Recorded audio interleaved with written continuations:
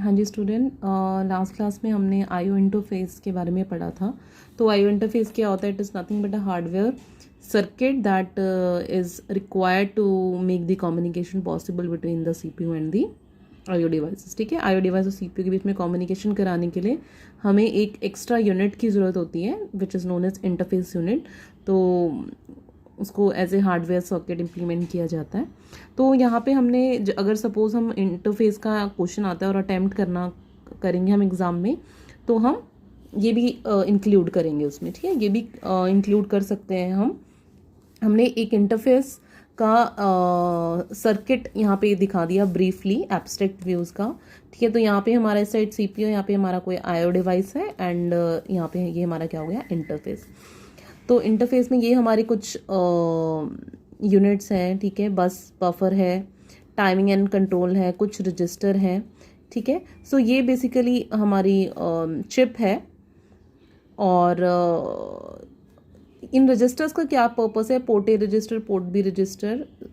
So port A register और port B register basically हमारा अगर कुछ डेटा इनपुट हो रहा है from input device to CPU, या फिर अगर सीपीयू ने कोई डेटा आईओ डिवाइस को देना है, ट्रांसफ़र करना है, तो उसके लिए port A port B register दोनों यूज़ हो रहे हैं। और कंट्रोल रजिस्टर किस लिए यूज़ हो रहा है? बेसिकली कंट्रोल इन्फॉर्मेशन को स्टोर करने के लिए। तो बेसिकली कंट्रोल इन्फॉर्मेशन क्या होगी आईओ इंटरफेस के केस में? कंट्रोल इन्फॉर्मेशन जो कि सीपीयू जब चिप सेलेक्ट करके हम ये रजिस्टर सेलेक्ट करेंगे, चिप सेलेक्ट यूज़ करके जब हम इस रजिस्टर में इंफॉर्मेशन कंट्रोल इन्फॉर्मेशन आएगी, और उसके बाद कंट्रोल रजिस्टर से वो इंफॉर्मेशन कहाँ जाएगी? आईओ डिवाइस में। तो control register basically contains the control information and it is use to activate the IO device. जिस भी डिवाइस को आप एक्टिवेट करना चाहते हैं, उसके लिए एक्टिवेट करने का मीन्स कि उसको आईओ डिवाइस को ये बताना कि what operation it's suppose to do. ठीक है, तो उसके लिए हम कंट्रोल रजिस्टर का यूज़ करेंगे। तो यहाँ पे हमारे कंट्रोल सिग्नल्स जनरेट करने के लिए यहाँ पे हमारे रीड राइट है कि हमारा जो इनपुट डिवाइस या आईओ डिवाइस होगा रीड करना है या राइट करना है। सो इस सिग्नल्स को पहले एक्टिवेट किया और उसके बाद वो इन्फॉर्मेशन कंट्रोल रजिस्टर में स्टोर हुई, और then IO device will get to know the कि what operation it's suppose to do by using the information which is contain in the control register. ठीक है, उसके बाद एक स्टेटस रजिस्टर है। स्टेटस रजिस्टर सो देखो, अगर आप देख रहे हो तो इसका जो एरो है वो इस साइड है। कहने का मतलब कि स्टेटस रजिस्टर में इंफॉर्मेशन कौन स्टोर करेगा? Of course IO device. तो जब भी कोई इनपुट आउटपुट डिवाइस, जब भी कोई ऑपरेशन परफॉर्म करने के बाद या कभी भी वो क्या करेगा? अपना स्टेटस जो है कि वेदर किसी भी डिवाइस का स्टेटस क्या है, वेदर इट इज़ अभी वो एक्टिवेट है या अभी इट इज़ नॉट, अगर वो अभी ऑपरेशन कुछ नहीं परफॉर्म, जो कोई भी स्टेटस जो होगा किसी भी डिवाइस का, तो उसकी इन्फॉर्मेशन क्या होगी? उसकी इन्फॉर्मेशन कहाँ स्टोर होगी? स्टेटस रजिस्टर में। सो स्टेटस रजिस्टर में information will be stored by the particular IO device कि अभी at one moment of time, particular moment of time उसका क्या स्टेटस है। तो ये सारी इंफॉर्मेशन, ये सारे रजिस्टर, हम एक एग्जाम्पल ले रहे हैं। ठीक है, ये सारे रजिस्टर एक इंटरफेस में होंगे। ठीक है, जो जो इंफॉर्मेशन अभी हमने शेयर की वो सब इसमें स्टोर होंगी।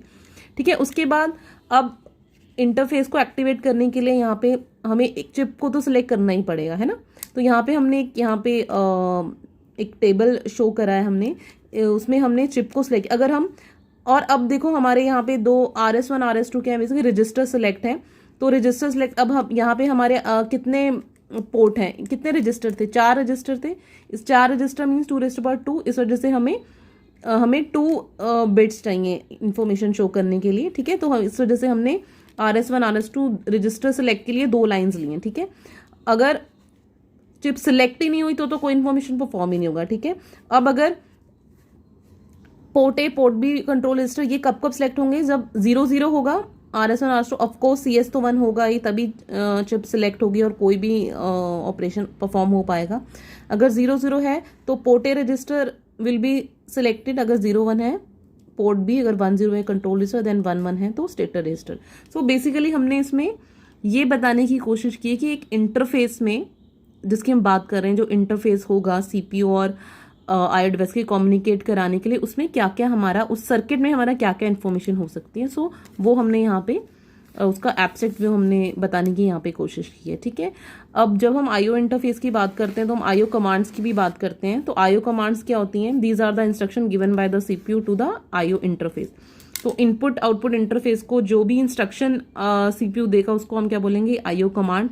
तो जैसा हमने जो अभी पढ़ा वही है इसमें भी, कि उसमें कंट्रोल कमांड हो सकती है। Control command, these are the command given by the CPU to activate a particular IO device. ठीक है, वो कंट्रोल कमांड होगी। स्टेटस कमांड क्या होगी? This command is given by the CPU to check the status of IO device. तो status अब register में जो अपडेट करेगा वैल्यू वो तो आईओ डिवाइस ही करेगा, बट सीपीयू ये कमांड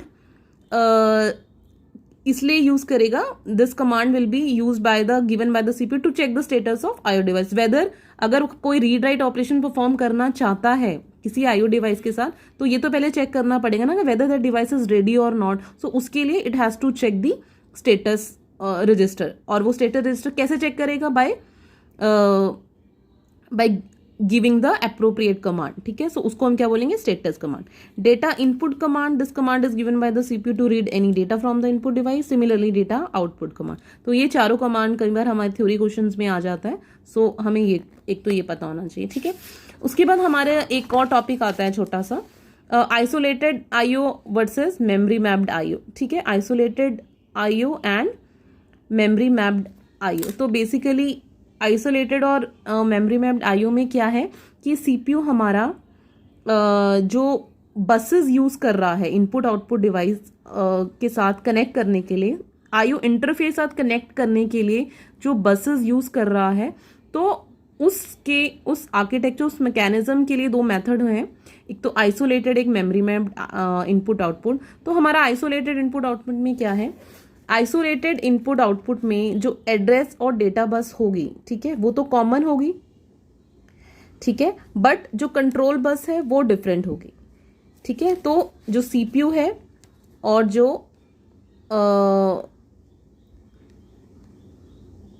जो मेमोरी और आईओ है, ठीक है, तो मेमोरी और इनपुट आउटपुट, ठीक है, how CPU is connecting with the memory and the IO, कैसे कनेक्ट कर रहा है? तो मेमोरी और इनपुट आउटपुट दोनों सेम डेटा और एड्रेस बस यूज कर रहे हैं, लेकिन ठीक है, same data and address bus use कर रहे हैं, लेकिन जो इनकी कंट्रोल लाइंस है, जो कंट्रोल लाइंस होगी, जो कंट्रोल बस में जो डेटा होगा वो अलग अलग होगा। कहने का मतलब सेपरेट कंट्रोल बसेस होंगी। ठीक है, अब कंट्रोल बस में क्या होता है? कंट्रोल सिग्नल्स होते हैं। ठीक है, तो मेमोरी के लिए क्या कंट्रोल सिग्नल हो सकता है? Read write. आईओ के लिए भी रीड राइट। ठीक है, इनपुट डिवाइस को रीड करना है, राइट करना है, सिमिलरली मेमोरी को। सो मेमोरी के लिए it will have different control bus and similarly for IO it has different control bus. लेकिन सीपीयू तो हर एक लाइन के साथ कनेक्टेड होगा ऑब्वियसली, क्योंकि उसने मेमोरी रीड या राइट करना है और आईओ रीड एंड राइट करना है। ठीक है, but memory and IO will have separate control बस। ठीक है, तो ये किस में होता है? आइसोलेटेड आईओ में। ठीक है, this is what I have written. For memory it has separate memory read and memory write control lines, and for IO device it has separate IO read and IO write control lines. ठीक है, okay, ये होता है हमारा isolated IO में। और हमारा memory mapped IO में क्या होता है? मेमोरी मैप्ड आईओ में कुछ भी सेपरेट नहीं होता। ठीक है, data bus, address bus, control bus सब कॉमन होता है। ठीक है, data bus, address bus, control bus सब कॉमन होता है। So memory IO will have no separate control bus और data bus, all will the memory as well as IO will be using the same buses, whether data address or control. ठीक है, अब एक चीज आती है मेमोरी मैप में कि how the system know whether it is memory read और आईओ रीड। तो सीपीयू तो कोई भी एड्रेस रख देगा यहाँ पे। ठीक है, सपोज उसने एक एड्रेस यहाँ पे लिखा और रीड ऑपरेशन लिखा रीड।